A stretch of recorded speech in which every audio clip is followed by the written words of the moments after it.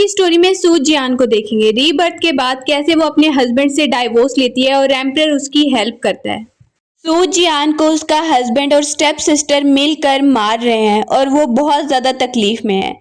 जैसे ही वो अंडरवर्ल्ड में गई है तो उसे बताया जा रहा है कि तुम्हारी रीबर्थ नहीं होगी अब। वो ये सुनती है तो घबरा जाती है और जैसे ही उसे ये खबर दी जा रही है वो वहां पर ही कहती है ऐसा नहीं हो सकता, मैं दोबारा से जाऊंगी और मेरी रीबर्थ होगी, अभी मुझे सब कुछ ठीक करना है। वहां पे वो जज्बाती हो जाती है और बुक ही फाड़ देती है तो एक एनर्जी आती है और सब कुछ आउट ऑफ कंट्रोल होने लगता है अंडरवर्ल्ड में। सब समझ रहे हैं क्या हो गया, इनके पीछे लगो, इनके पीछे लगो। दूसरी तरफ हम देख रहे हैं कि वहीं पर चेक किया जा रहा है और बताया जा रहा है एम्परर अब नहीं रहा। प्रिंस ये सुनता है तो उसके पास आकर खुश हो रहा है और बात कर रहा है, सबके सामने रोने का नाटक कर रहा है, जबकि वैसे एम्परर के मरने पर बड़ा खुश है। कहने लगता है कि एम्परर अपने बाद मुझे ही बना कर गए थे अपनी सीट पर बिठाने के लिए टेम्परेरी, कि एकदम से सब एम्परर के सामने झुकने लगते हैं क्योंकि वो तो होश में आ गया है। अब प्रिंस देखता है ये कैसे हो गया। सब कहने लगते हैं लगता है कि एम्परर की डेथ नहीं हुई थी। डॉक्टर भी कंफ्यूज हो जाता है और वो देख कर कह रहा है प्रिंस को, अभी मैं मरा भी नहीं और तुम लोग मेरी सीट छीनने के ख्वाब देख रहे हो।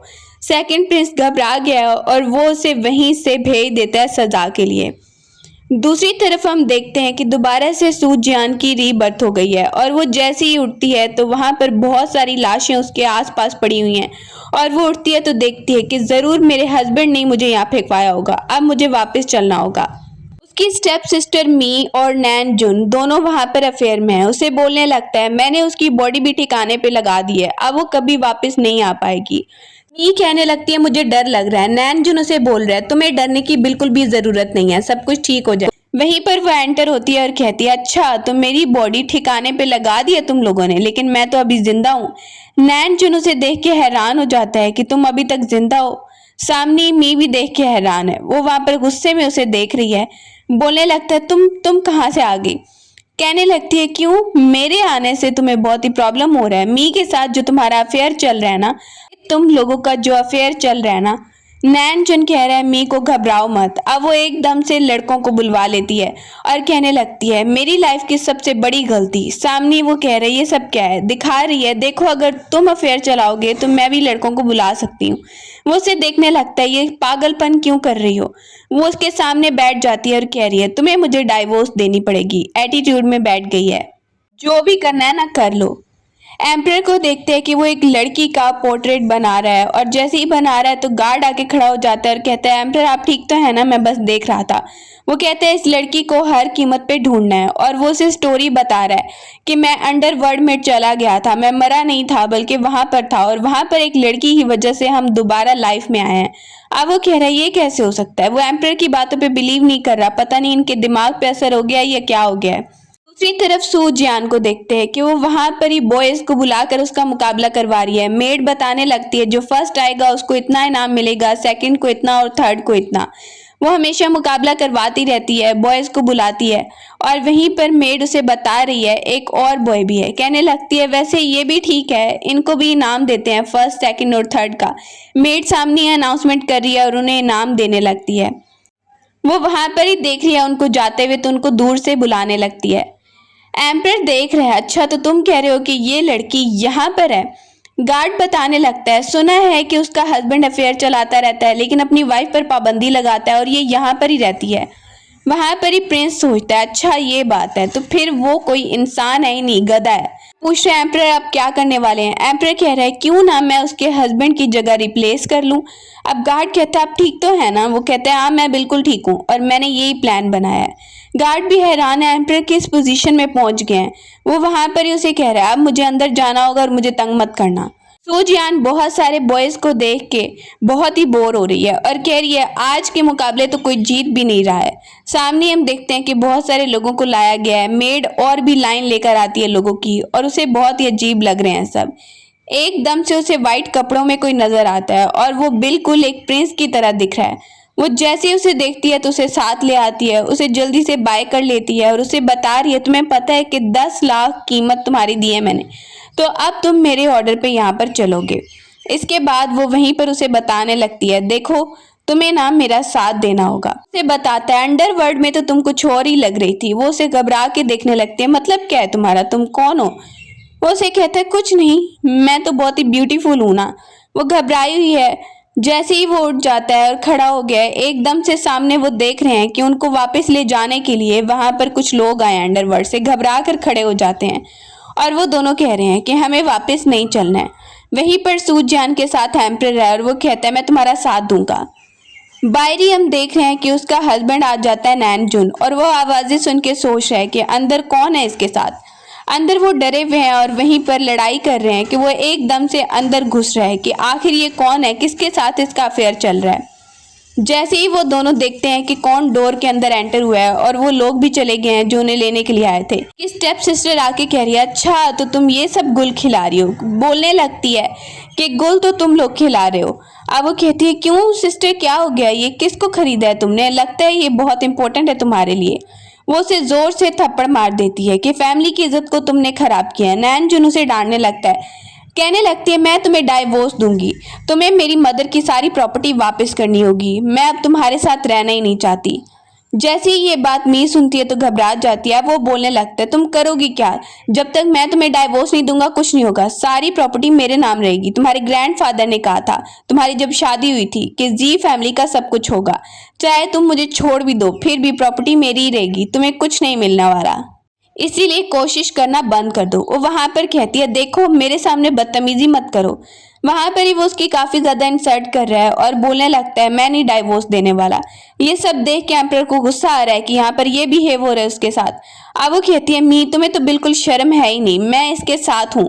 वो वहां पर ही देख रहा है, ये बेशर्मों की तरह कबूल कर रही है कि ये इसके साथ अफेयर में है। वो उसे कहती है हाँ बस देख लो। ये देख कर नैनजुन घबरा जाता है। नैनजुन को बता रही है कि मेरे साथ जो लड़का खड़ा है तुमसे कहीं गुना ज्यादा हैंडसम है, मैं इसे चूज करूंगी। अब नैनजुन को बहुत ज्यादा बेइज्जती फील होने लगती है, तुम ये तमाशा नहीं कर सकती, कोई तुम्हें करने नहीं देगा, तुम पछताओगी। तुम्हारे फादर को सब कुछ जब पता चलेगा तुम्हारा कोई भी साथ नहीं देने वाला है। अब वो बोलती है देखते हैं कि एम्परर का ऑर्डर भी तुम लोग कैसे टाल सकते हो। सामने ही एम्परर देख रहा है जिसका किसी को पता नहीं है। वो जियान कह रही है कि मेरी माँ की प्रॉपर्टी उनका हिस्सा वापस करो और मैं तुम्हें डाइवोर्स देती हूँ। बोलने लगता है ऐसा कुछ नहीं होने वाला, जो तुम्हें करना है ना कर लो। उसे कहने लगता है तुम सबके सामने ये कह रही हो कि तुम्हारा इसके साथ अफेयर है। बोलती है हाँ मुझे डाइवोर्स चाहिए तुमसे, लेकिन वो मान ही नहीं रहा है। एम्परर सामने ही देख रहा है और कहता है अब इसने सच्चाई बता दी है फिर भी तुम्हें शर्म नहीं आ रही। बोलने लगती है तुम्हें लगता है कि सिर्फ तुम ही अफेयर चला सकते हो बाहर, मैं नहीं चला सकती। सामने ये देख के नैनजुन को बहुत ही गुस्सा आने लगता है कि तुम्हारे अंदर बिल्कुल भी शर्म नहीं है। वो नीचे गिरने लगता है। मी वहां पर देख रही है ये तो बेहोश हो रहा है, उसे वहां से बाहर लेकर जा रहे हैं और पीछे से हम सू जियान को देख रहे हैं जो बहुत ज्यादा दुखी लग रही है और कहने लगती है सॉरी सॉरी मैंने तुम्हें भी इसमें फंसा दिया, लेकिन मेरी हेल्प करने के लिए थैंक यू। एम्परर सामने ही कहने लगता है देखो तुम्हें ऐसे करने की बिल्कुल जरूरत नहीं है, अगर हेल्प चाहिए तो मैं करूंगा। वो वहां पर ही कह रही है मुझे डाइवोर्स के लिए इंपीरियल ऑर्डर चाहिए होगा। सामने ही कहता है मैं करवा दूंगा। बोलने लगती है सच में, मैंने तुम्हें 10 लाख में बाय किया है। वो वहां पर ही कहता है अच्छा बाय किया है तो ठीक है, लेकिन मैं काम भी कर सकता हूँ। वो वहां पर हैरान हो रही है क्या सच में तुम मेरा साथ देने के लिए तैयार हो। बोलने लगता है हाँ तुम्हें शक क्यों हो रहा है, मैं तैयार हूँ तुम्हारा साथ देने के लिए। सामने ही वो देखती है तो हैप्पी हो जाती है, सोचने लगती है उसके बारे में और एम्परर वहीं पर उसका साथ दे रहा है। वो उसे लाइक कर रहा है और उसे रिपे करने के लिए आया है क्योंकि सू जियान की वजह से उसकी रीबर्थ हुई है, इसीलिए वो उसका साथ देना चाह रहा है। दूसरी तरफ गार्ड बाहर सोच रहा है पता नहीं एम्परर किस हालत में होंगे। एम्परर बाहर आता है, उसकी बातें सुन लेता है और कहने लगता है तुम क्या बोल रहे हो एम्परर के बारे में। कहता है एम्परर ना बहुत ही ज्यादा गलत डिसीजन ले रहे हैं। अब उसे कहता है इसकी तो तुम्हें सजा मिल सकती है ना। वहां पर ही बोलने लगता है हाँ सजा तो मिल सकती है। वो उसके पास ही खड़ा होता है तो फिर तैयार हो जाओ सजा के लिए। जैसे ही गार्ड देखता है तो एकदम से घबरा के उठ गया। उसे देखते और बोलने लगता है अपना काम करो, तुम्हें और ज्यादा टेंशन लेने की जरूरत नहीं है। घर में सामने नैनजुन और साथ में मी को बहुत ज्यादा अप्रिशिएट किया जा रहा है और कहा जा रहा है मी तो बहुत ही ज्यादा अच्छी बच्ची है और नैनजुन तो इससे मैरिज कर रहा है। सामने मी का फादर भी बड़ा खुश लग रहा है और वो फैमिली से अच्छे से बात कर रहा है। सब कहने लगते हैं कि मी तो इस घर को एक वारिस दे रही है। वहां पर ही सब कहते हैं इनकी जल्दी मैरिज करवा देनी चाहिए। जैसी ही बातें चल रही हैं तो नैनजुन को कहा जा रहा है कि तुम इसे कन को बाइनी अपनी रियल वाइफ बनाना।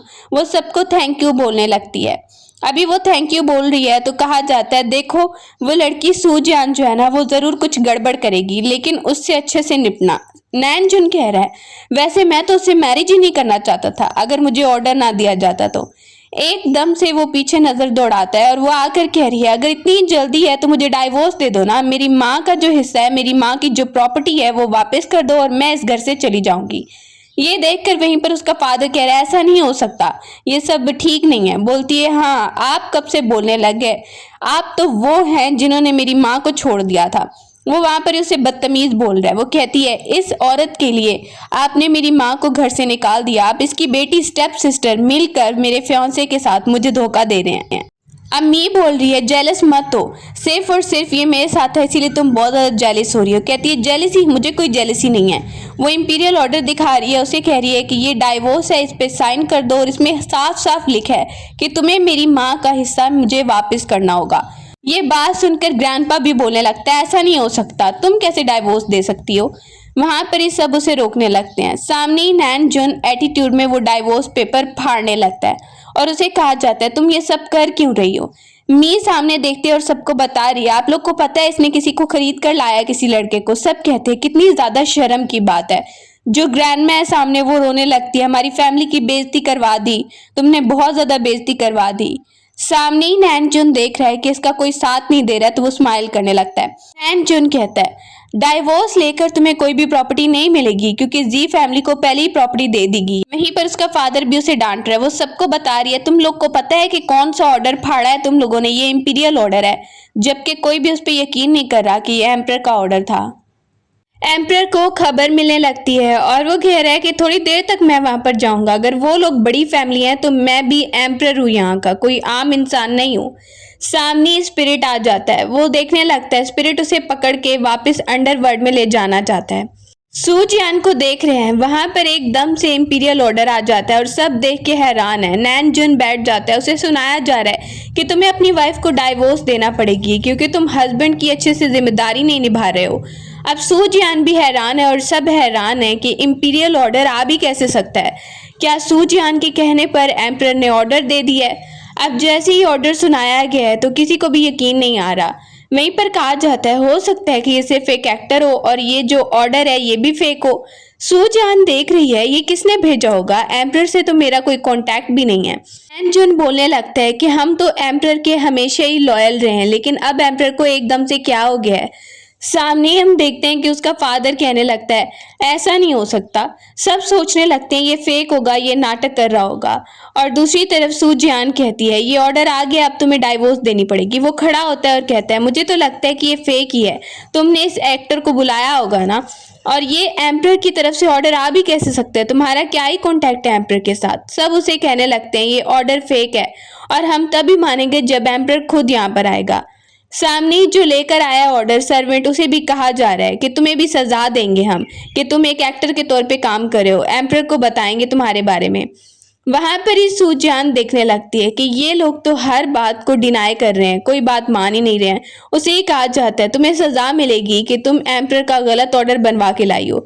मी भी कहने लगती है कि तुम्हें ही उल्टा सजा मिलेगी और नैनजुन तो पहले ही उसके खिलाफ है, कहता है अब देखते हैं एम्परर खुद यहाँ पर आता है या नहीं। एम्परर ने उस स्पिरिट को पकड़ लिया और वो बता रहा है कि मेरी वाइफ को और मेरी बेटी को पकड़ लिया गया है, आप लोग को वापस लेके जाना है। वो कहता है अच्छा ये स्टोरी बाद में सुनाना, मैं अभी बहुत ज्यादा बिजी हूँ। वो वहां पर ही कहने लगता है देखो अब तुम यहाँ पर ही बंदे रहो। उसके ऊपर एक टेलिस्मैन लगा देते हैं ताकि वो स्पिरिट कहीं भी ना जा सके।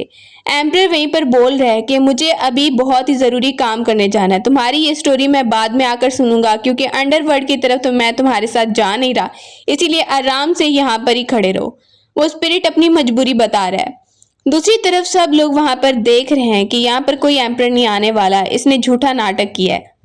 मी कहने लगती है वैसे ही इंतजार करने का कोई फायदा नहीं है क्योंकि एम्परर यहाँ पर बिल्कुल नहीं आने वाला। कहा जाता है तुमने ये जो किया है ना, तुम्हें भी सजा मिलेगी कि एम्परर का नकली ऑर्डर बनवाया है। सब लोग कहने लगते हैं कि इसे सजा मिलनी चाहिए और जो लेकर आया है उसे भी सजा दो। अब वहां पर ये सब कहते हैं पहले तो इसे सजा दो ना जो सर्वेंट बनकर आया है। सामने ही नैन जुन को मौका मिल जाता है और वो कह रहा है मेरे सामने झुको और माफी मांगो वरना तुम्हें बहुत ज्यादा मार पड़ने वाली है। सूजान वहीं पर मजबूर होकर खड़ी हो जाती है और उसे बता रही है मी देखो ये तुम्हारा होने वाला हस्बैंड है जो अपनी वाइफ को मारेगा। सामने सर्वेंट को सजा दी जाती है और वो मी को याद दिला रही है ऐसे लड़के से तुम मैरिज करोगी। मी वहां पर कहती है मुझे तो कोई प्रॉब्लम नहीं है। कहती है ये मार रहा है मुझे और तुम कह रही हो कोई प्रॉब्लम नहीं है। वो उसे बोलता है चलो अब तैयार हो जा मार खाने के लिए। वो मी को जैसे ही वार्न करती है तो वो कह रही है कि ये मुझे नहीं मारेगा सिर्फ तुम्हें ही मार रहा है। इसके बाद वो उस पे हाथ उठाने ही लगता है कि एकदम से वो उसे धक्का देके गिरा रही है और सब देखने लगते हैं कि इसने तो उल्टा उसे ही गिरा दिया है। अभी वहीं पर शोर हो ही रहा होता है कि एकदम से एम्परर के आने की खबर दी जा रही है जो मास्क लगाकर वहां पर आता है। पेंडेंट उसके पास है। सब देखने लगते हैं सच में एम्परर आ गया है क्या। अब उसके सामने सब झुक रहे हैं और सबसे पहले आकर वो नैन जुन को मारता है। पुरानी मेमोरीज में गार्ड एम्परर को बता रहा था कि आपके पीछे बहुत सारे लोग अटैक करने के लिए लगे हैं आपकी जान को खतरा है और गार्ड ने उसे सजेस्ट किया था आप मास्क लगाकर जाइए आपको कोई पहचान नहीं पाएगा। और ये गार्ड ने कहा था ये मास्क बहुत अच्छा है आपको सच में कोई नहीं पहचान पाएगा। इसीलिए वो मास्क लगाकर आया और उस स्पिरिट को कहकर आया था मैं वापस आकर तुमसे पूछ लूंगा। अब एम्परर वहां पर आ चुके हैं मास्क लगाकर और नैन जुन को मार पड़ रही है। कैसे तुमने हाथ उठाया जरा बताओ मुझे। अब सू जियान भी देखिए सच में एम्परर है क्या। मी भी वहां पर घबरा गई है। सामने वो कह रहा है सू जियान तुम ठीक हो ना। इसके बाद वो बैठ गया और कह रहा है कोई अच्छा सलूक यहाँ पर नहीं किया जा रहा है। कहा जाता है ये लड़की जानबूझकर ना आपका गलत ऑर्डर बनवा कर लाई थी इसीलिए ये सब हो रहा है। अब वो बोलता है किसने कहा कि गलत ऑर्डर है मैंने खुद ही वो ऑर्डर भिजवाया था। सब उसके सामने झुक रहे हैं और डर रहे हैं हमें पता नहीं था सॉरी हमें माफ कर दो। यहीं पर बोलता है अभी तुम्हें डाइवोर्स देना पड़ेगा। नैन जुन वहां पर देख रहा है अभी डाइवोर्स देना पड़ेगा घबरा जाता है। सू जियान कहती है ये डाइवोर्स मैंने अपने हाथों से लिखा है तो इसका मतलब ये है मैं तुम्हें डाइवोर्स दे रही हूँ तुम नहीं मुझे दे रहे। बाहरी जो लोग खड़े हैं वो देख रहे हैं एम्परर ने मास्क उतारा उसके बाद अटैक करेंगे। नैन जुन खड़ा हो जाता है और उसे सुना रही है कि सब कुछ मेरी माँ का तुम्हें वापस करना होगा। एम्परर मास्क में आया है और सब सोचने लगते हैं कि आखिर इसने मास्क क्यों लगाया है अगर आया ही है तो वैसे क्यों नहीं आया। अब सोच विचार करने के बाद वहीं पर नैन जुन का फादर कहने लगता है मुझे तो लगता है कि ये ढोंगी है ये कोई एम्परर है ही नहीं। सू जियान कहती है तुम लोग फिर से नकली कह रहे हो इसको डाइवोर्स हो चुका है और कोई बात करने की जरूरत नहीं है। बाहरी किलर्स खड़े हुए हैं सोच रहे हैं एक बार इसे मास्क उतारने तो फिर देखते हैं। सब वहां पर कहने लगते हैं। नैन जुन कहता है अगर तुम इतने ही सच्चे हो तुम मास्क दिखाओ उतार के सबके सामने उतारो। वहीं पर ग्रैंडमा भी बोलने लगती है तुम्हें मास्क उतारना पड़ेगा तभी हमें यकीन आएगा वरना हम यकीन नहीं करेंगे हम यही कहेंगे कि तुम फेक हो। वो कह रहा है मैं एम्परर हूँ या तुम एम्परर हो। नैन जिन कहता है अगर तुम सच्चे एम्परर हो तो मास्क उतार कर दिखाओ।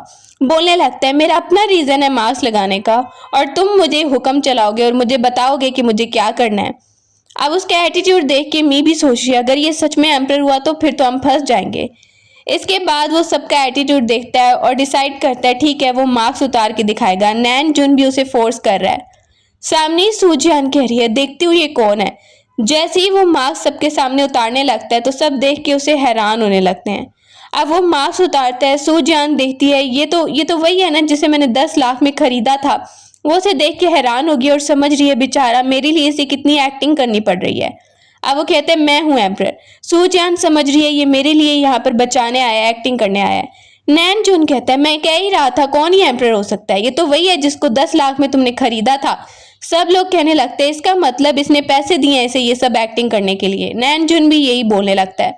सू जियान देख रही है कहीं ये एक्सपोज ना हो जाए मेरे लिए बेचारा आया है और देखो इसे ही सजा मिलेगी जबकि वो रियल में ही एम्परर है और सबको बता रहा है गलत फहमी में ना ही रो तो अच्छा होगा। अब उसके कान में कहती है थैंक यू सो मच और सबके सामने कह रही है जो भी हो लेकिन ये मेरा साथी है। सब देखते हैं कितनी ज्यादा बेशर्मी से ये बात करी है नैन जुन और सब। नैन जुन को थप्पड़ पड़ जाता है। मास्क उतारने के बाद बाहर किलर्स तैयार हो गए हैं अटैक करने के लिए और वो अंदर की तरफ कुछ फेंकते हैं एम्परर को मारने के लिए। उस पर अटैक होने वाला था। नैन जुन का फादर गलती से सामने आ जाता है। वो जल्दी से सू जियान को बचाता है जो स्माइल करके उसे देख रही है। अब एम्परर कहता है यहाँ पर लोग मारने के लिए आए हैं और तुम स्माइल कर रही हो। कहती है नहीं बस तुम हैंडसम दिख रहे थे इसलिए स्माइल कर रही हूँ। वो सामने ही देखता है कि सू जियान के फादर को जहर वाली कोई चीज लग गई है। सब कहने लगते हैं ये क्या हो गया ये क्या हो गया। मी कहती है तुम्हारी वजह से हुआ है ये सब। सू जियान अपने फादर को इस हालत में देखता है कहने लगता है तुम यहाँ पर आई हो तुमने यहाँ पर जानबूझ के हमला करवाया है।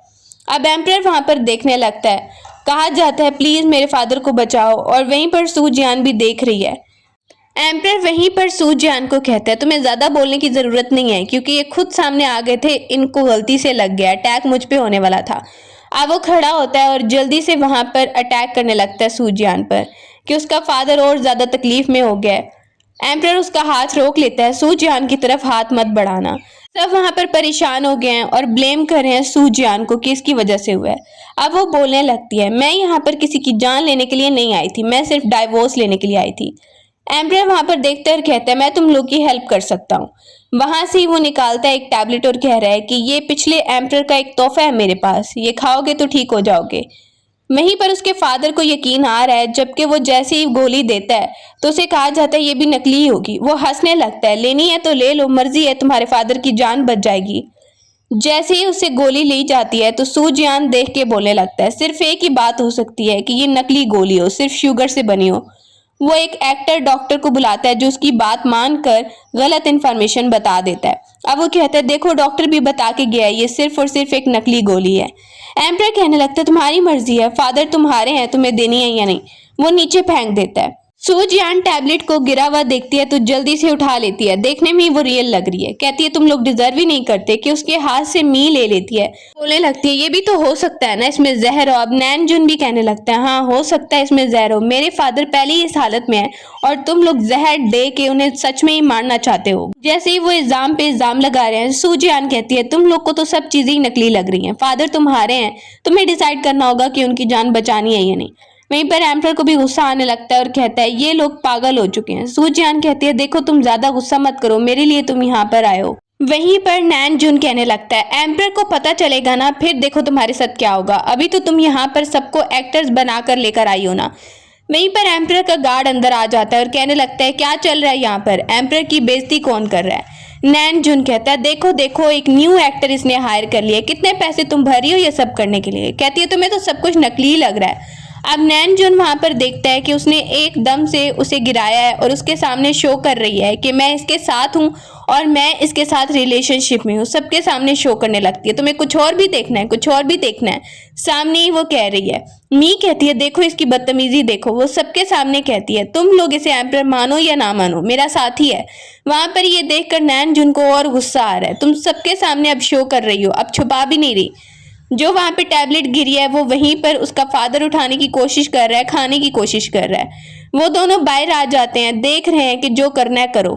बाहर आकर वो उसे कहने लगती है तुम मुझे क्या समझ रहे हो, मैं तुम्हारे साथ नहीं जा रही। तुम्हें पता है कि पास्ट में हमारा एक बेटा भी था। एकदम से वो उसे उठा रहा है और गार्ड देखता है एम्परर को क्या हो गया है।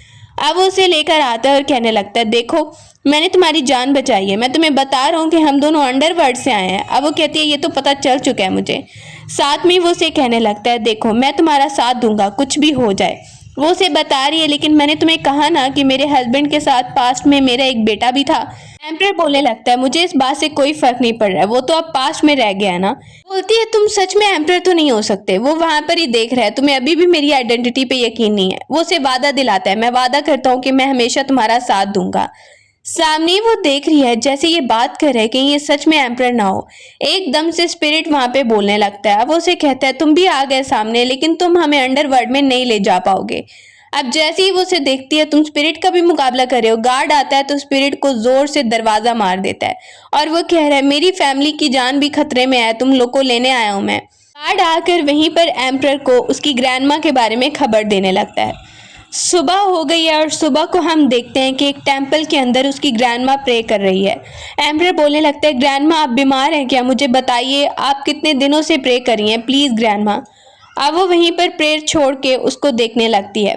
जैसे ही वो बहुत ज़्यादा परेशान है, बताती है कि मैं बिल्कुल बीमार नहीं हूँ, तुम्हें टेंशन लेने की ज़रूरत नहीं है। अब कहते हैं ग्रैंडमा मैं तो परेशान हो गया था। बोलने लगती है मैं सिर्फ और ज़्यादा जिंदा रहना चाहती हूँ और ज़्यादा लाइफ बिताना चाहती हूँ, इसीलिए प्रे कर रही हूँ यहाँ पर आकर। और तुम क्या कर रहे हो, तुम किसी की बहू को उठा कर लेकर आए हो।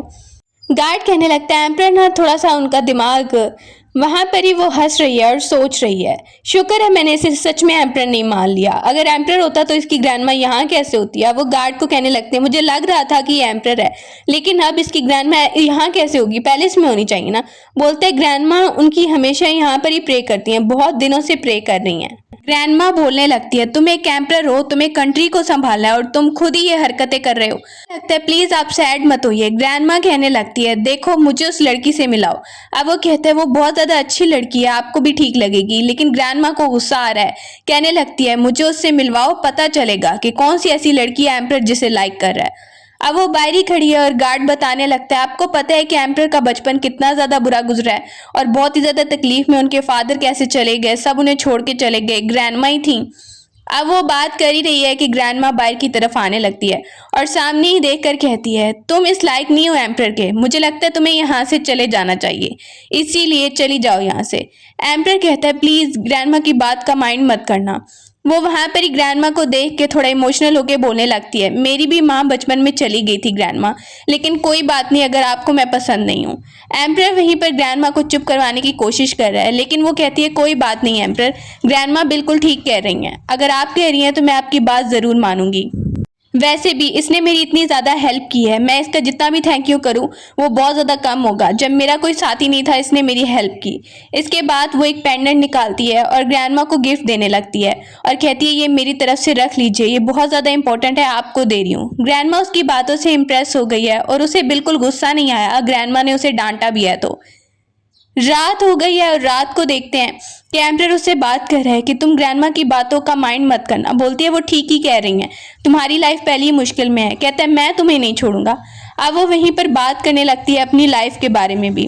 दोनों बात कर रहे हैं और स्पिरिट बाहर खड़ा होकर उनकी बातें सुन रहा है। कोई तो तरीका निकालना पड़ेगा इन वापस ले जाने के लिए, वरना मेरी फैमिली भी नहीं बचेगी। वो वहां पे ही खड़ा होकर सोच रहा है। ग्रैंडमा रात को बाहर निकलती है तो सोच रही है यहाँ पर कोई था क्या। अंदर ही वहीं पर एम्प्रर उससे बात कर रहा है और जैसे ही वो एम्प्रर की सिंसियरिटी को देखती है तो उसे कहती है ठीक है मैं तुम्हारा प्रपोजल एक्सेप्ट करती हूँ। कहता है सच में, लेकिन अगर मैं एम्प्रर ना हुआ तो। ग्रैंडमा बाहर सुन रही है, वो कहने लगती है कोई बात नहीं, वैसे भी मैं यहाँ पर एक पेंडेंट जो बहुत ज़्यादा कीमती है वो मैं इसलिए दे रही हूँ कि लड़कियों के लिए एक स्कूल खोला जाए इसको बेच के। लड़कों का स्कूल है, कोई लड़कियों का स्कूल ही नहीं है। ग्रैंडमा बाहर उसकी बातें सुन के इम्प्रेस हो गई है कि ये लड़की बहुत अच्छी है। अब वहीं पर एम्प्रर कहता है तुम बहुत ही ज्यादा अच्छी हो। वो उसे कह रही है कोई फर्क नहीं पड़ता तुम एम्प्रर हो या नहीं, मैं तुम्हारा साथ दूंगी। अब वो उसे कहने लगता है लेकिन हमारी मैरिज को ग्रैंडमा ने ना माना तो। सारी बातें वो बाहर खड़े होकर सुन लेती है कि वो बहुत ज्यादा अच्छे से एम्प्रर से बात कर रही है, उसकी बातें एक्सेप्ट भी कर रही है। पीछे से गार्ड आता है और वो ग्रैंडमा को चुप होने के लिए बोलता है। अंदर ही एम्प्रर देखता है तुम बहुत ही ज्यादा अच्छी लड़की हो। वो उसे कहने लगती है कि मैं तुम्हारा साथ दूंगी, तुमने मुश्किल वक्त में मेरा साथ दिया है। कि एकदम से ग्रैंडमा अंदर एंटर हो जाती है उनकी बातें सुनते ही। जैसे ही वो आती है और कहने लगती है तुम यहाँ पर बात कर रही हो कुछ और मुझे तुमने बताया नहीं। साथ में वो कहने लगती है देखो मुझे लगता है कि तुम दिल की बहुत ही ज्यादा अच्छी लड़की हो और तुम दोनों ये बात डिस्कस कर रहे हो कि मैं तुम दोनों की मैरिज अप्रूव करूंगी या नहीं। ग्रैंडमा को रोक रहा है और सो जैन बताती है कि मुझे लगा कि आपके लिए अच्छा होगा, कल रात को मैं गई थी आपके लिए वेजिटेबल्स लेने के लिए। उसके हाथ पे भी चोट लग गई है और एम्प्रर देखने लगता है। ग्रैंडमा उसे कह रही है तुम्हें कैसे पता चल गया मेरी इस पसंद के बारे में। एम्प्रर को बोलने लगती है तुम्हें लगता है कि मैं तुम्हारी शादी इससे करवा दूंगी। बोलने लगता है इससे कोई फर्क नहीं पड़ रहा है ग्रैंडमा, अगर आप नहीं भी चाहेंगी तो मैं इसे ही लाइक करता हूँ तो मैं इससे ही मैरिज करूंगा। वो वहां पर ही ग्रैंडमा के सामने बोल देता है। ग्रैंडमा स्माइल करते हुए कहने लगती है ये लड़की मुझे भी पसंद है क्योंकि इसका दिल बहुत अच्छा है, इसीलिए तुम्हारी मैरिज जिससे हो सकती है। वो दोनों बहुत ज़्यादा हैप्पी हो जाते हैं और वहीं पर ग्रैंडमा उसे एक पेंडेंट का गिफ्ट देने लगती है, मेरी तरफ से रख लो। और सू जियान कह रही है ये तो बहुत ही ज़्यादा कीमती है, मैं नहीं ले सकती। ग्रैंडमा कहती है ये मेरी तरफ से है तुम्हारी शादी के लिए गिफ्ट, और उसे एक्सेप्ट करना पड़ता है। बाहरी गार्ड खड़ा हुआ है और वहीं पर एम्प्रर ग्रैंडमा को बाहर आके बता रहा है कि उसे अभी ये नहीं पता कि मैं एम्प्रर हूँ, लेकिन उसे जल्दी ही पता चल जाएगा। अभी उसे पता नहीं है, पता नहीं उसे पता चलेगा तो फिर क्या ही सरप्राइज होगा। दूर से वो आती है और कहती है क्या बात चल रही है यहाँ पर। ग्रैंडमा उसे छुपा लेती है और वहीं पर एम्प्रर कह रहा है कि कुछ नहीं, हम तो बस ऐसे ही बात कर रहे थे। ग्रैंडमा कहती है अगर ये गरीब हुआ तो। बोलने लगती है इससे कोई फर्क नहीं पड़ता है, जहाँ पर ये जाएगा वहाँ पर मैं जाऊँगी। अब उसे देखने लगता है और दूसरी तरफ सू जियान भी उससे बहुत ज़्यादा इम्प्रेस हो रही है, उससे बातें कर रही है। दूसरी तरफ घर में नैन जुन के फादर को देख रहे हैं जो बोल भी नहीं पा रहा है और सही से हिल भी नहीं पा रहा है। नैन जुन जल्दी से आता है, फादर आप ठीक है ना, मेडिसिन दी भी है, डॉक्टर की मेडिसिन काम नहीं कर रही। मी कहती है कोई बात नहीं, आप जल्दी ठीक हो जाएंगे। वो दोनों अपनी शादी की अनाउंसमेंट करने लगते हैं। नैन जुन फादर को बता रहा है उसका फादर कुछ बोलना चाह रहा है और वो इस अनाउंसमेंट से खुश भी नहीं लग रहा है, लेकिन दूसरे सब बड़े ही खुश लग रहे होते हैं। नैन जुन कहता है जल्दी हमारी मैरिज होगी। साथ में मी भी बहुत ज़्यादा खुश लग रही है। बाहर हम उसी स्पिरिट को देखते हैं जो अंदर भी नहीं जा पा रहा है और बाहर ही खड़ा हुआ है। सब लोग उसे देखते हैं, देखो देखो इसने क्या हुलिया बना के रखा है। वो स्पिरिट बाहर ही रह गया और अंदर जा ही नहीं पा रहा है पैलेस के अंदर, ताकि उन दोनों को दोबारा से अंडरवर्ल्ड में ले जा सके। वहीं पर खड़ा रह गया है। मैरिज के लिए मी तैयार है और सोच रही है मैं ब्यूटीफुल लग रही हूँ ना, और सब तैयारियां हो गई हैं। उसे पता चलता है कि सू जियान की भी मैरिज हो रही है और उसने भी तुम्हारे जैसा ही ड्रेस डाला है। वो जल्दी से उठ के आ रही है। सू जियान जो खड़ी थी उसे आते हुए देखती है। आते ही बोलने लगती है तुमने आज मेरी शादी वाले दिन ये जोड़ा क्यों पहना है, तुम जरूर नैन जुन के पीछे आना चाहती हो। बोलने लगती है मेरा दिमाग खराब नहीं है। मी बोलने लगती है फिर तुम तैयार क्यों हुई हो, तुम्हारी मैरिज किससे हो रही है, वही किराए के एक्टर से क्या। सब आसपास के लोग भी बात करने लगते हैं ये किराए के एक्टर का क्या मतलब है। उस पर हंसने लगते हैं और मी कह रही है वही होंगे, और तुम्हारी मैरिज हो भी किससे रही होगी, कौन ही तुम्हें एक्सेप्ट कर रहा होगा। आसपास के लोग डिस्कस करने लगते हैं ये क्या हो रहा है, आपस में झगड़ा हो रहा है इनका। उसका फादर कहता है तुम बेइज्जती करवा रही हो। कहती है क्या बेइज्जती। बोलने लगता है तुम ऐसे ही आवारा गर्दों से मैरिज करी हो, ये तो बहुत ही बुरी बात है। उसकी स्टेप मदर उसे मारने के लिए आ रही थी और वो उसे ही बाहर भगा देती है।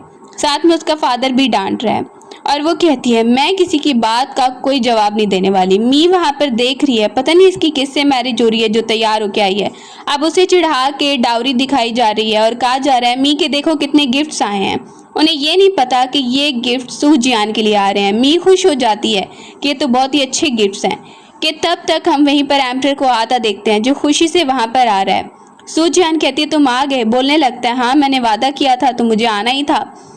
जैसे ही वो आकर खड़ा हुआ है तो सब कहने लगते हैं हमें तो पहले ही पता था ये वही किराए का एक्टर है ना जो तुमसे मैरिज कर रहा है। एम्परर को सामने देखकर बहुत ज़्यादा गुस्सा आने लगता है जो भी लोग उस बारे में बात कर रहे हैं। वो बोलने लगती है मैं जिससे भी मैरिज करूं तुम लोगों का मुझसे कोई लेना देना नहीं है, तो तुम लोग को कुछ नहीं होना चाहिए।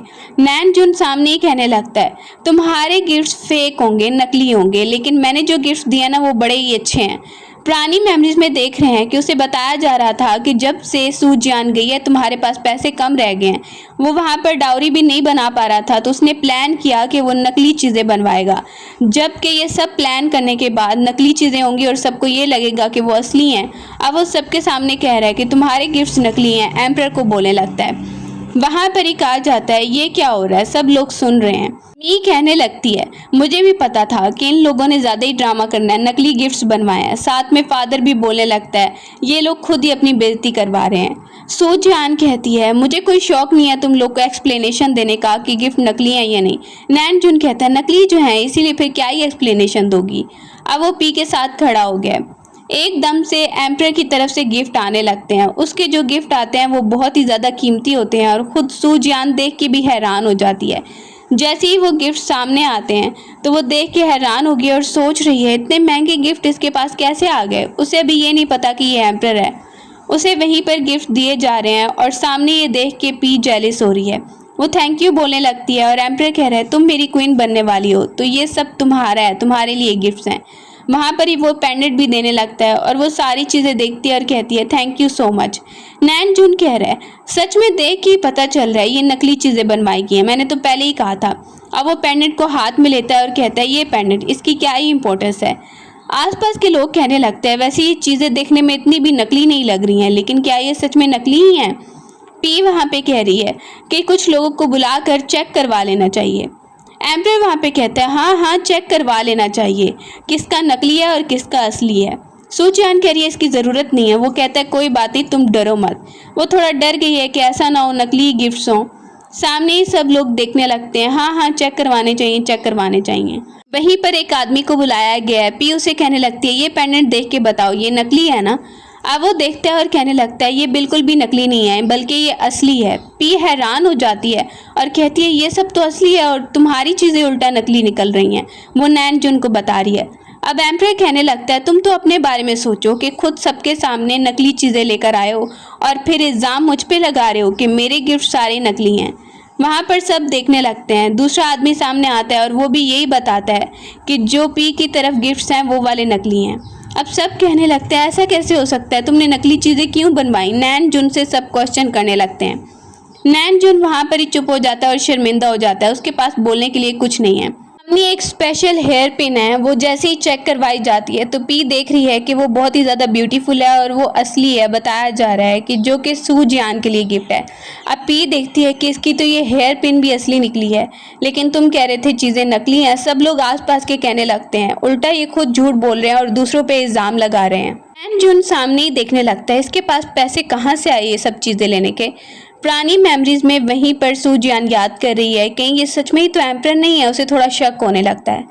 सामने सबके सामने उनकी इज्जत बहुत ज़्यादा बढ़ जाती है। अब पी वहाँ पर गिफ्ट देखती है और कहती है, कोई बात नहीं, अब हमारा जो कैरेज आएगा ना, तुम लोग देख के हैरान रह जाओगे, हमने स्पेशली बनवाया है। वो बोलने लगती है, सू जियान याद रखना, आगे जाकर मेरा हस्बैंड जब एम्परर का फेवर जीत लेगा ना, तो एम्परर उसे बहुत अच्छी सीट पे बिठाएगा और फिर तुम जेलस होती रहोगी। एम्परर बता रहा है कि कैरेज आ गया और हमें जाना है। सामने ही सर्वेंट आता है और ऐलान करके बता रहा है कि स्पेशल कैरेज आ गया है।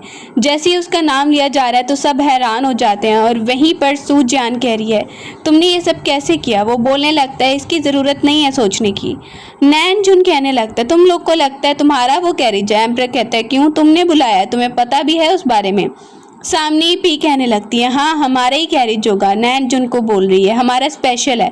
सब लोग कहने लगते हैं, अब ये तो बाहर ही जाकर पता चलेगा। वहाँ पर ही कहा जाता है, बाहर चलो बाहर चलो। जैसे ही दोनों कपल्स बाहर की तरफ आ रहे हैं तो पी कहती है, अब बाहर जाके मैं देखूंगी तुम्हारी कैसे बेइज्जती होती है। इसके बाद वो दोनों बाहर आने लगते हैं। बाहर दो कैरेज खड़े होते हैं, एक कैरेज जो बहुत ही ज़्यादा अच्छा लग रहा है और एक कैरेज जो अच्छा नहीं लग रहा है। सब सोच रहे हैं कौन सा किसका होगा। पी सोच रही है जो बहुत ज़्यादा अच्छा है वो हमारा ही होगा। सब वहाँ पर देखने लगते हैं, लगता तो नहीं है ये इसका होगा। सर्वेंट आकर उसे हटा देता है और आकर कहने लगता है, प्लीज़ प्लीज़ आप दोनों आइए। बोलने लगता है, आप ये डिज़र्व करती हैं। और वहीं पर वो पी को हटा देता है और सॉरी बोल रहा है, सॉरी सॉरी हमने ध्यान नहीं रखा, दूसरी ब्राइड इस तरफ आ गई थी। सू जियान वहीं पर देख रही है, ये कैरेज तो वाकई में स्पेशल है, इसने सच में ऐसा अरेंज कर दिया है, क्या पता रेंट पे लिया हो। अब एम्परर वहीं पर गौर से उसे देख रहा है। बोलने लगती है, मैंने एक्सपेक्ट नहीं किया था इतना अच्छा कैरेज होगा। अब वो कहता है, ये तो सरप्राइज था। नैन जुन कहने लगता है, मेरा कैरेज भी कुछ कम नहीं है। वहीं पर पी कह रही है, ये कुछ ज़्यादा ही बन रहे हैं कि इनका कैरेज बहुत अच्छा है। आसपास के लोग कहने लगते हैं, तुम्हें पता है कि तुम फेक कैरेज बनवा कर लेकर आए हो। अब वो वहाँ पर ही कहता है, बकवास बंद करो। तो वहीं पर उसका एक्सपोज कर दिया जाता है और सब लोग बता रहे हैं ये फेक कैरेज है। सू जियान भी देखने लगती है और पी कह रही है, मैं इस कैरेज में नहीं जाने वाली, सबके सामने मेरी बेइज्जती हो रही है, मेरा क्या ही फेस रह गया सबके सामने। तुमने ये क्या किया? तुम तो अमीर नहीं थे, तुम्हारे पास पैसे नहीं है, तुमने अरेंजमेंट नहीं की। अब नैन जुन से वो वहीं पे झगड़ा करने लगती है और सू जियान उसे देख रही है तो वो उसे गुस्से से दूर देखने लगती है। अब वो देखती है एम्परर की तरफ और वो उसे बोल रहा है, चलो अब चलने का टाइम हो गया है। वो भी आहिस्ता आहिस्ता हैरान हो रही है चीज़ें देख के। जैसे ही उसे लाया जाता है तो सामने पैलेस है, पैलेस के सामने उसका कैरेज खड़ा हुआ है और एम्परर उसे बता रहा है, देखो ये है हमारा घर, तुम्हें अच्छा लगा होगा। वो देख रही है, ये तो सच में पैलेस है, इसका मतलब ये सच में एम्परर ही है क्या? उसके बाद उसके पास एक तलवार लाई जाती है जो उसकी माँ की थी, जो आज तक मिल नहीं पाई, तो वो इमोशनल होने लगती है।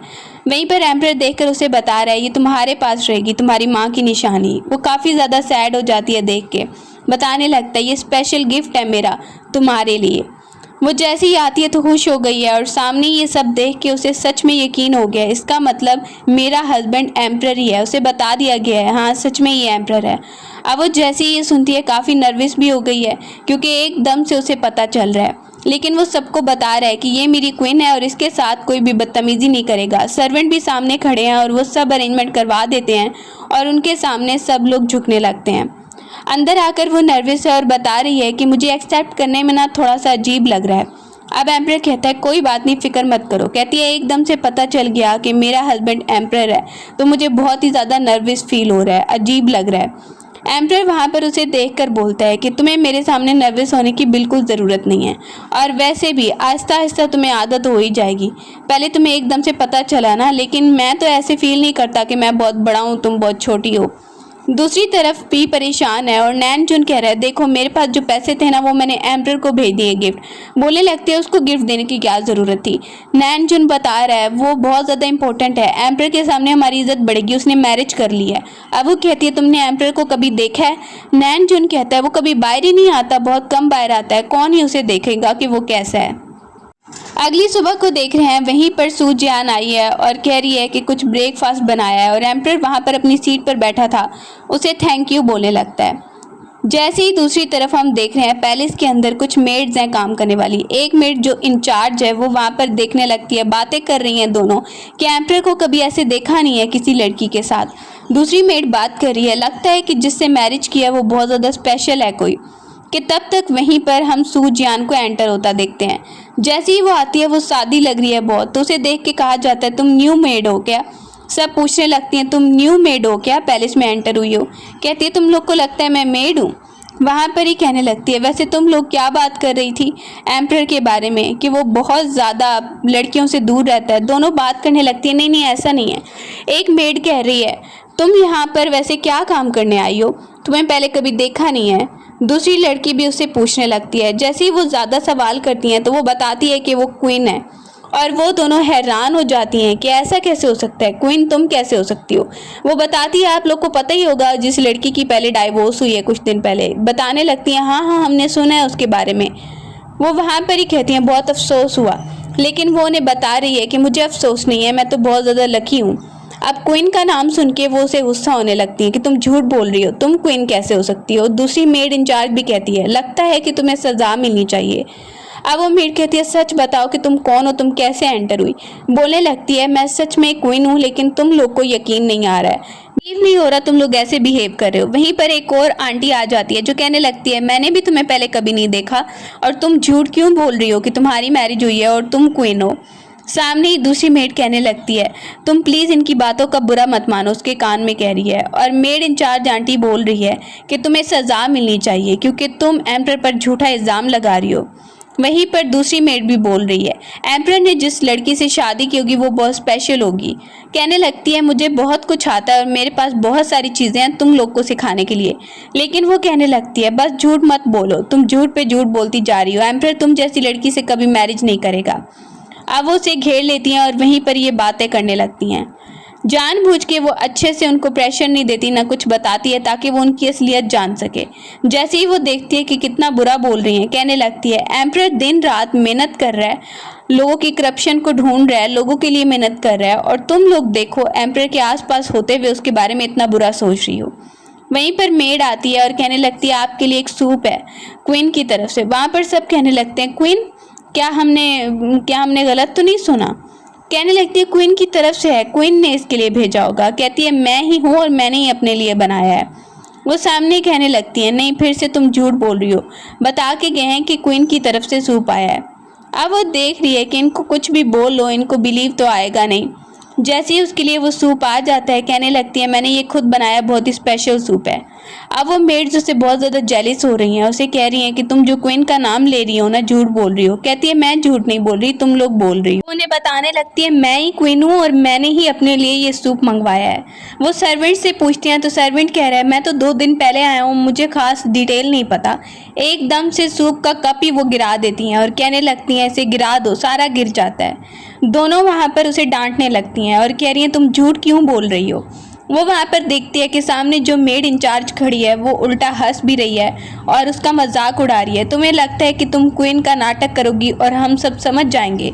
असल में वो बहुत ज़्यादा जेलसी हो रही है उसे और एकदम से आंटी मारने लगती है उसे, तो वो उसका हाथ पकड़ लेती है और उसे कहती है आंटी जो सामने है हाथ में ब्रेसलेट डाला है उसने, उसका बता रही है चोरी किया है ना तुमने, तुम्हें पता भी है इसकी कीमत कितनी है जितनी तुमने कभी सोची भी नहीं होगी। वो आंटी कहती है तुम सिर्फ जेलिस हो रही हो। सामने ही आंटी उसे थप्पड़ मारने लगी थी तो वो उसे ज़ोर से पकड़ लेती है और जैसे ही थप्पड़ मारती है उस आंटी को उसे बहुत ज़्यादा गुस्सा आ रहा है और साथ में वो नीचे चीज़ें गिरी हुई देखती है। बोलने लगती है ये क्या है, तुम यहाँ पर चोरी करती हो। बहुत अफसोस हो रहा है कि एम्प्रर को तुम लोग की असलियत का नहीं पता है। एकदम से एम्प्रर वहाँ पे एंटर हो जाता है, वो चीज़ें गिरी हुई देखता है, साथ में वो देखता है कि यहाँ पर सूप भी गिरा है, चल क्या रहा है। मेड बताने लगती है ये देखिए ये सिर्फ एक नौकरानी है कल की आई और हमसे बदतमीजी करी है। अब वो कहते हैं नौकरानी, सामने ही वो इशारा करके एम्प्रर को समझा रही है। एम्प्रर भी अभी उसे एक्सपोज नहीं करता है, ना ही कोई सच्चाई बताता है, लेकिन उसे इनका बिहेवियर बिल्कुल अच्छा नहीं लग रहा है। अब वो दोनों कहने लगती हैं, ये ऐसी क्वीन बनी हुई है। एकदम से एम्प्रर गुस्सा होता है, तुम्हारी हिम्मत कैसी हुई ये सब करने की, तुम लोग को पता है कि ये कौन है। सामने आंटी नीचे बैठ जाती है और कहती है, ये लड़की सिर्फ और सिर्फ झूठी है, ये कुछ दिन पहले आई है और अपने आप को बड़ा समझ रही है। दूसरी लड़की भी वहाँ पे जेलिस हो रही है और जैसे ही वो दोनों गुस्सा हो ही रही होती हैं तो एम्प्रर उन्हें सच बताने लगता है कि ये कोई और नहीं बल्कि क्वीन है। कि तब तक मदर क्वीन एंटर हो जाती है। वो आकर देखती है चल क्या रहा है यहाँ पर और ये क्या चीज़ गिरी हुई है। जैसे ही क्वीन मदर पूछती है तो सू जियान उन्हें इशारा करके समझाने लगती है कि अभी मेरे बारे में मत बताना। वहाँ पर ही सामने वो देखती है आंटी को और कहने लगती है, ये सब तुम्हारी हरकत है ना। दूसरी मेड सॉरी बोलने लगती है, सॉरी सॉरी हमें माफ़ कर दो, हमें पता नहीं था, please queen mother. Queen mother को एम्प्रर सारा कुछ सच बताता है तो उसे बहुत ज़्यादा गुस्सा आने लगता है। सामने ही वो मेड खड़ी है और क्वीन मदर कहती है, तुम लोग यहाँ पर डिसरिस्पेक्ट से इससे बात बिल्कुल नहीं कर सकते हो, डिसरिस्पेक्टफुल बिल्कुल नहीं हो सकते हो। वो वहाँ पे खड़ी होती है और कहती है, क्या सच में ये क्वीन है क्या। एम्प्रर वहाँ पे बताने लगता है, हाँ, और तुम लोगों ने जो बदतमीज़ी की है उसकी कितनी सज़ा मिल सकती है इस बात का अंदाज़ा है तुम्हें। मेड वहाँ पे नीचे बैठ जाती है, सॉरी मुझे माफ़ कर दो, लेकिन एम्प्रर उन्हें सज़ा देने के लिए भेज रहा है और कह रहा है कि इसकी कोई भी माफ़ी नहीं मिलेगी और आइंदा के बाद मेरी क्वीन से कोई बदतमीज़ी नहीं करेगा। वह आंटी वहीं पर कहती है, ओके ओके, मैं आइंदा से बदतमीज़ी नहीं करूँगी, मुझे जेल में मत डालो, मुझे जेल में मत डालो। खुद को मारने लगती है। क्वीन मदर कहती है, सज़ा तो तुम्हें मिलेगी, तुम्हें लगता है कि ये सब करने के बाद तुम्हें छोड़ दिया जाएगा, ऐसा बिल्कुल नहीं होने वाला है। एम्प्रर स्माइल करके वहीं पर देख रहा है उनको, सज़ा के लिए बोल देता है। अब अगले दिन वो अपनी सीट पे बैठा है और कुछ पढ़ रहा है। सू जियान आती है और उससे पूछने लगती है, और उस प्रिंस के बारे में क्या, जो तुमने जिसको जेल में डलवा दिया था। वो बता रहा है कि वो अभी तक जेल में है और जब वो आएगा ना बाहर तो मुझे मारने की ही कोशिश करेगा। मुझे समझ नहीं आता कि एक सीट के पीछे लोग क्या क्या करते हैं और जो लोग करप्शन कर रहे हैं उनके बारे में भी मैं सोच रहा हूँ। सू जियान कहती है, कुछ भी मुश्किल हो मैं हमेशा तुम्हारे साथ रहूँगी। बोलने लगती है, जो भी तुम्हारी हेल्प हो सकेगी मैं करूँगी, अगर काम में भी हेल्प चाहिए तो मुझे ज़रूर बता देना। एम्प्रर वहीं पर देख के बोलने लगता है, वाह तुम तो बहुत ही ज़्यादा अच्छी हो, मुझे काम की ऑफ़र कर रही हो। एम्प्रर को बताया जा रहा है नैन जून गिफ्ट देने आया है। अब वो देख रहा है ये लड़का क्यों गिफ्ट देने आया है। वो सामने ही हेयर पिन के बारे में पूछ रहा है तो उसे बताने लगती है, हाँ ये हेयर पिन मेरी माँ ने मेरी शादी पर दी थी जब नैन जून से मेरी शादी हो रही थी, तो और ये मेरी माँ की डाउरी की चीज़ें जो उसने एज अ गिफ्ट यहाँ पे भेज दी हैं। एम्प्रर उसे बुलवाता है और दूसरी तरफ सू जियान कर्टन के पीछे खड़ी हो जाती है छुप के। वो आकर कह रहा है, एम्प्रर आपके लिए गिफ्ट लेकर आया हूँ, मैंने सुना है कि आपने मैरिज कर ली है, क्वीन बन गई है आपकी। अब वो कहता है, अच्छा ये बात है, लेकिन मैंने भी तुम लोग के बारे में सुना है कि तुम लोग आखिर क्या क्या कर रहे हो। अब वो वहाँ पर बोलता है, प्लीज़ उस लड़की के बारे में अगर आप बात कर रहे हैं तो मेरी बात सुन लीजिए कि वो लड़की धोखेबाज है। अब एम्प्रर कहता है, क्यों, तुम्हारे पास क्या प्रूफ है कि वो धोखेबाज है। वहीं पर बोलने लगता है, वो हमसे बदतमीज़ी कर रही थी और किराए के एक्टर लेकर आई थी जो वहाँ पर एम्प्रर कह रहे थे। अब बोलने लगता है, अच्छा किराए के एक्टर लेकर आई थी, मुझे तो पता ही नहीं था। वो पूरी स्टोरी सुनाने लगता है, बैग को सिर्फ देख पा रहा है और कह रहा है कि एम्प्रर उस लड़की को आपको सज़ा देनी होगी। एम्प्रर सामने ही हंस रहा है और कहने लगता है, उसने बहुत बुरा किया, उसे सज़ा तो मिलनी ही चाहिए। अब नैन जून वहाँ पर देखने लगता है, एम्प्रर से रिक्वेस्ट कर रहा है कि मुझे रैंक अच्छा दिया जाए, हमेशा ही हमारी फैमिली आपके साथ लॉयल रही है। कहता है, लेकिन इस जिम्मेदारी को तुम संभाल भी पाओगे, तुम अपने घर में नहीं संभाल पा रहे चीज़ों को, तो इस जिम्मेदारी को कैसे संभालोगे। इसके लिए तो बहुत हौसला चाहिए होता है, अगर तुम्हें मरने की सज़ा चाहिए तो मैं तुम्हें मार देता हूँ। वो फेस देख लेता है और पहचान जाता है ये एम्प्रर है। दूसरी तरफ सू जियान भी सामने आ जाती है, कहने लगता है, मैंने तो तुम्हें कितनी बार बताया लेकिन तुम लोग बिलीव नहीं कर रहे थे। नैन जून वहाँ पर ही देख रहा है, इसका मतलब तुम सच में रियल एम्प्रर हो। सू जियान कहती है, हाँ हमने तो तुम लोग को बताया था कि मैं और एम्प्रर शादी करने वाले हैं, लेकिन तुम्हें बिलीव नहीं आया। नैन जून को वहीं पर बिलीव नहीं आ रहा है कि सच में ये हो चुका है। अब वो कहने लगता है, प्लीज़ प्लीज़ अब मुझे माफ़ कर देना एम्प्रर, प्लीज़ मैंने जो भी बोला आपको, मुझे पता नहीं था कि वो आप हैं। सू जियान सामने देख रही है, तुम्हारी लाइफ भी मेरी तरह ही पिछली बार की तरह ख़राब होनी चाहिए। अब उसे सज़ा के लिए भेजा जा रहा है और वो कहता है, प्लीज़ एम्प्रर प्लीज़ मुझे माफ़ कर दीजिए, मैं तो इतने आपके लिए गिफ्ट लेकर आया हूँ, आपने अब मैरिज कर ही ली है। तो सामने उसे कहा जा रहा है कि जो जो चीज़ें तुम करते रहो सब पता है, उसे वहाँ से भेज दिया जाता है। सू जियान सामने ही एम्प्रर को देखने लगती है और कहने लगती है, कोई बात नहीं, तुम ज़्यादा परेशान मत होना। के बाद वो स्पिरिट के बारे में भी बात कर रहे हैं जो उन्हें अंडरवर्ल्ड ले जाने की प्लानिंग कर रहा है। कहने लगती है वो नज़र नहीं आया। बोलता है एक बार तो मैंने उसे सबक सिखाया लेकिन मुझे लगता है कि वो छुप के वार ज़रूर करने वाला है। सू जियान कहती है कोई बात नहीं, हम उसे देख लेंगे। वो वहाँ पर ही खड़े होकर स्माइल करने लगते हैं कि एकदम से गार्ड आता है उन्हें खबर देने के लिए। गार्ड बताता है कि प्रिंस जो कि प्रिजन में है वो अजीब अजीब हरकतें कर रहा है। प्रिंस को प्रिजन में देखते हैं कि वो खुद से ही बातें कर रहा है और मारने की बातें कर रहा है कि मैं एम्परर को मार दूंगा मार दूंगा। वो कहता है एक बार तो उसे जाकर देखना पड़ेगा कि आखिर उसकी हालत क्या हो रही है। एकदम से नैन जुन एम्परर पर अटैक करता है और एम्परर वहीं पर जख्मी होने का नाटक सिर्फ कर रहा है। सामने ही देखती है सूजुआन तो काफ़ी ज़्यादा सैड हो जाती है कि ये क्या हो गया। एम्परर सीट पे बैठा है और गार्ड वहीं पर कहने लगता है आपका ये प्लान काम करेगा क्या, वो स्पिरिट बाहर आएगा आपने जो प्लानिंग की है। कहने लगता है मुझे बहुत उम्मीद है। वहाँ पर ही सारी इन्फॉर्मेशन लेता है और उसके बाद उसके पास एक पोर्ट्रेट आता है। जैसे ही वो देखता है उसका है तो वो काफ़ी ज़्यादा हैप्पी हो जाता है और हैप्पी होकर उसे देखने लगता है। सामने ही गार्ड भी देखने लगता है। अब वो आता है और सब कुछ बता रहा है कि मैंने कैसे कैसे प्लान किया था। सामने ही वो स्पिरिट आया है और वो पकड़ा गया तो वो बता रहा है सू जियान को कि उसने प्लानिंग की थी कि वो एक्टिंग करेगा जैसे कि उसे अटैक कर दिया है नैन जुन ने। उसके बाद मेरी कमज़ोरी को देख के वो स्पिरिट ज़रूर मेरा साउल लेने के लिए आएगा और वो ऐसे ही होता है और वो उस पर टेलिस्मैन लगा के उसे वहीं पर कैद कर चुका है। कहता है अब तुम यहीं पर रहोगे, तुमने इतनी कोशिश की। वो कहता है प्लीज़ प्लीज़ मुझे यहाँ से जाने दो, लेकिन वो उसे जाने नहीं दे रहा है। बोलने लगता है प्लीज़ मुझे जाने दो, मुझे फैमिली की तरफ जाना है। कहता है अगर इतनी तुम्हें फ़िक्र होती तो तुम अभी मुझे नुकसान पहुँचाने के लिए यहाँ पर नहीं होते।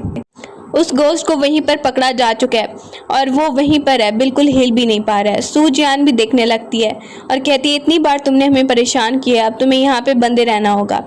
इसके बाद वो उसे खोलते हैं और एक जगह पे भेज देते हैं जहाँ पर ही सामने वो क्या देख रहा है प्रिंस को।